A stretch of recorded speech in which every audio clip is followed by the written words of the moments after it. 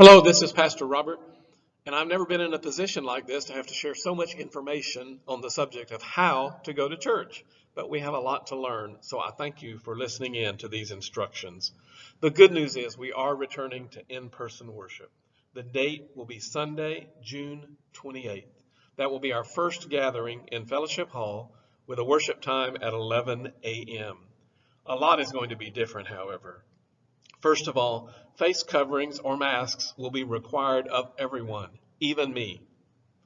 Now, it's important to understand the procedures that we are following, although they go along with the timing of the various phases that are taking place in Virginia.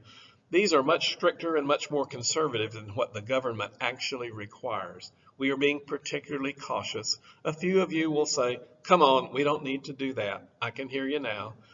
Be aware that the same thoughts have crossed my mind, but we are in covenant together and we will be following these expectations together as a part of our care for one another. So I know you will do your best.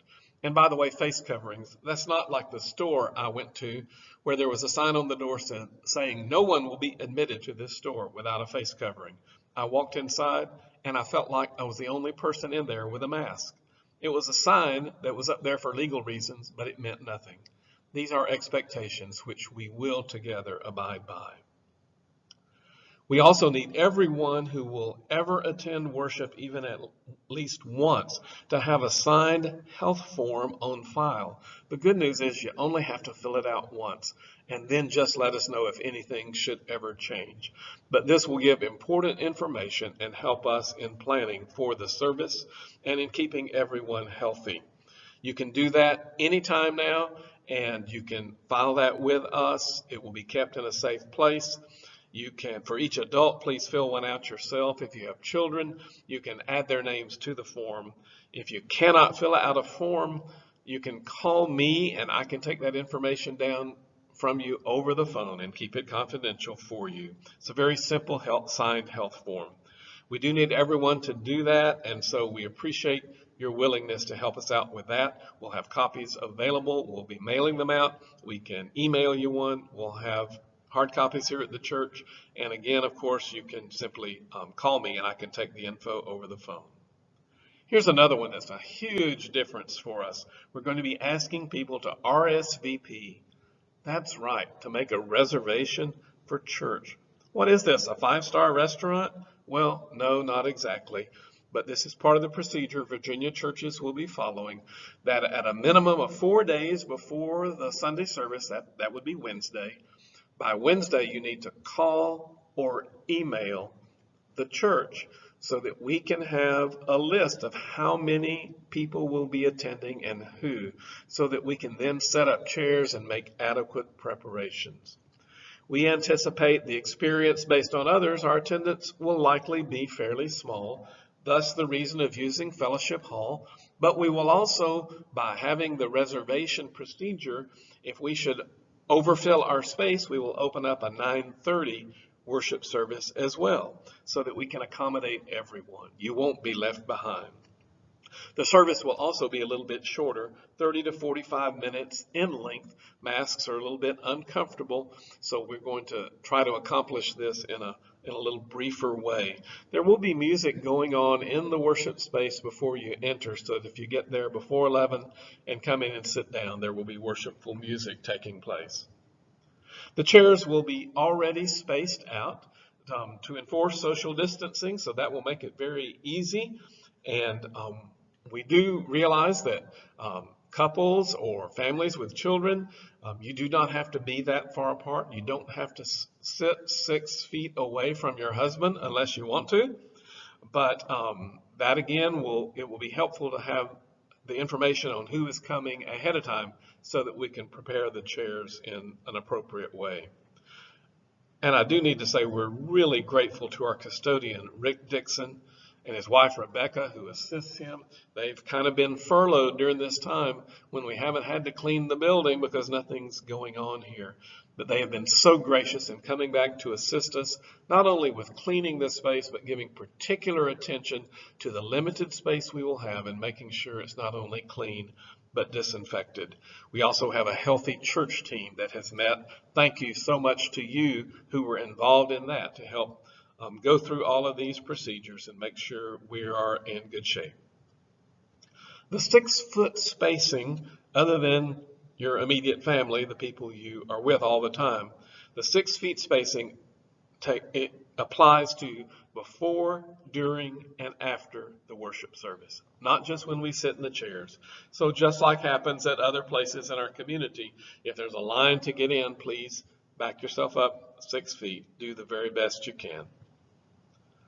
This kind of breaks my heart, but for this very early stage of reentry to worship, we're going to be limiting attendance. There will be no children under the age of 7, and we will not be offering childcare at the beginning. We're going to be waiting until that can be done in a safer way. Because of the requirement to wear masks, the age 7 limit was put into place to help us get back started. Again, we hope this does not last too awful long. If you have children 7 or older who are learning how to wear a mask and for whom that might be difficult, we encourage you to sit near the back so that if it proves that they're not able to do that and you simply need to leave, you can do so at that time. We will understand. But if you have children, you will want to practice with a mask ahead of time so they know what they're coming into. Here's another one that I can hardly believe I'm saying. There's not going to be any congregational singing. That's right. We will have music presented to us, but with the masks on, we're simply asking you can whisper or hum along with the music. I kind of made a joke the other day. I was saying, when we come back, you're not going to be able to sing out loud. We just ask you to hum or whisper, sort of like you do anyway. Well, that was just a joke, but I know singing is an important part for us, but we're going to have to hold on off on that for a while, but we will attempt to have inspirational music for you. I can't wait for the first communion Sunday back with us, and we will be able to take communion, although honestly, it took me a while to even think about the fact of how do you take communion with a mask on? That's a little bit of a challenge, isn't it? Well, the procedures are already set for us. It's going to be a little different. We will indeed be having the various parts of the communion service, but then we will simply ask that as we leave, each person will have the opportunity to pick up a little communion packet with the bread and the cup, take it with you, and then return to your vehicle. And once you're in your car, then take off the mask and receive communion. That's a little different, but it's going to be our interim way of taking communion until we can do it in a more customary way. One of the things that will be nice, if you have persons in your household or who cannot be with us in worship, you can actually pick up a communion packet for them as well and bring that to them as a blessing to them. I can't stress this next one enough. Do not feel obligated to return. Pastors sometimes like to put a guilt trip on people. You need to be at church. You need to be at church. Particularly in this time, we totally understand that not everybody is going to be ready to step back into the church building. It may be simpler for you simply to worship God at home as you have been doing. So you figure out the timetable that works best for you. This even includes people in high positions of leadership. You need to figure out what is right for you, and we will understand. We will continue to make possible the online worship experience, and we've also just recently added sermon by phone, which is not the whole worship service, but it's a short version of the sermon for people who don't have access to online material on a computer or a cell phone or an iPad. You can simply use your phone anytime during the week and call this brand new number that you see here on the screen and hear a short version of the weekly sermon. I'm so excited about being able to make that available to people who otherwise might miss out. So there's some things you need to do now. What might that be? Let's talk about it. First of all, get right on it. Get a copy of that health form, fill it out, return it to us. We'll be distributing those, but if you're ready and raring to go, let me know. I'll be sure and email you a copy of that right away. We're going to make that available. Get that signed and returned to us. We also want to start reserving our dates. You don't have to wait until Wednesday, June the 24th to do this. In fact, I hope you won't. Like I say, you can reserve a bunch of dates. You can say, hey, I plan to be here every Sunday except so-and-so, and you can give us the Sundays you're going to be gone. Or you can wait every week and decide whether you're going to go. We know things come up, and maybe there will be a time that you reserved a slot and then something came up, you couldn't be there. Try to let us know if that happens. But the most important thing is to reserve your slot so that we can be prepared for that. Now, here's some things to do when Sunday comes around and you're planning to attend. First of all, well, make sure you RSVP'd, because again, we're going to be set up for the people who have told us that they're going to be coming. Another thing that's important is do a health check. This includes taking your temperature. This is going to apply to me too. Make sure that temperature is below 100.4. If you're running a fever, stay home. If you're showing symptoms, stay home. If you have any questions, stay home. If I'm feeling bad or coughing, you're going to see the sermon on video. I'm not going to be there. And so that applies to all of us. Even if you have what you think is an important job to do, don't come if you're feeling sick.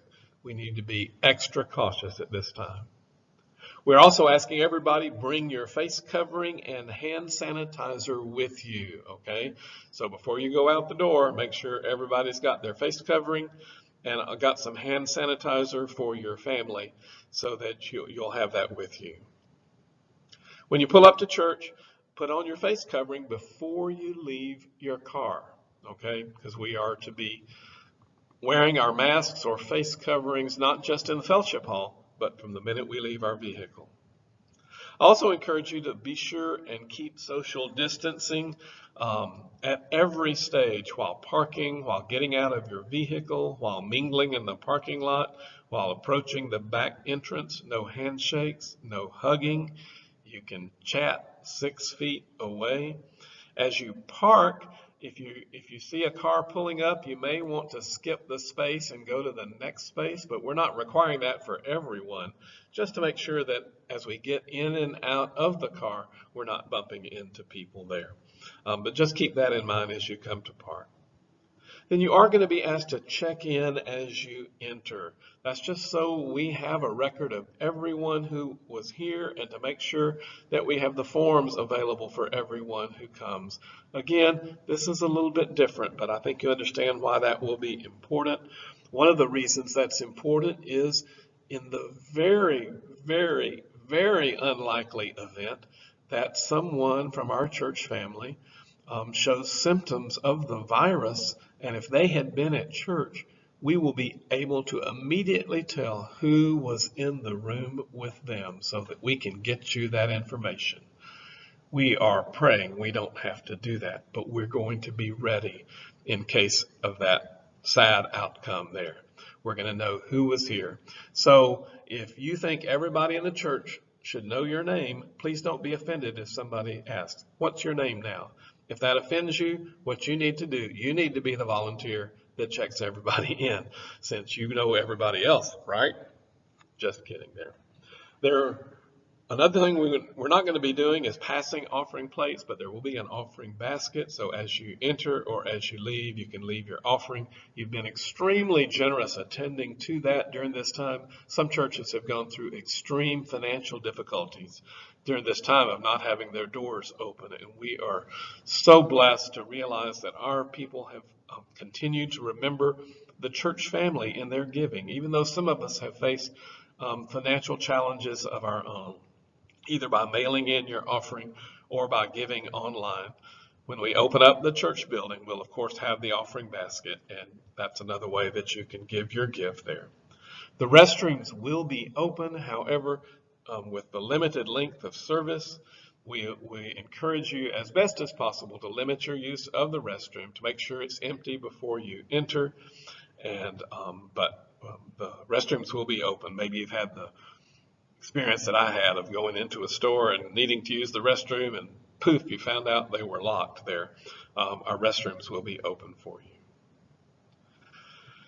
Wow, that is a lot to absorb, but I also want to ask you, keep your heart focused on worshiping God. That's going to be a challenge when we have so many things clogging our brain to remember and things we need to do right.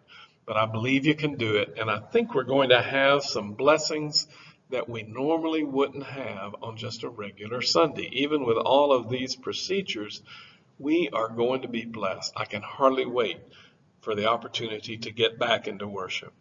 And please take seriously all of these expectations. The conference was very clear. These are not suggestions. This is something we will all do, even to the point that we're told that if someone comes in with the intention of making a scene and not wearing a face covering and then failing to put one on, they are asked to leave. And if they don't leave, we all leave. That's how serious we are taking this. And so I appreciate your prayerful participation in a way that honors these expectations. And I know there are people for whom maybe you just can't breathe with a face covering on. We understand that. It's better to stay at home right now and work and pray for the time that things will be a little more normal. The theme for the conference has been Embrace the Now, Prepare for the Next. And I hope that next comes real quick. We'll be looking forward to that opportunity when things are not quite so unusual and things are a little bit normal. But I look forward to getting back together in person with the people of God. Thanks for listening.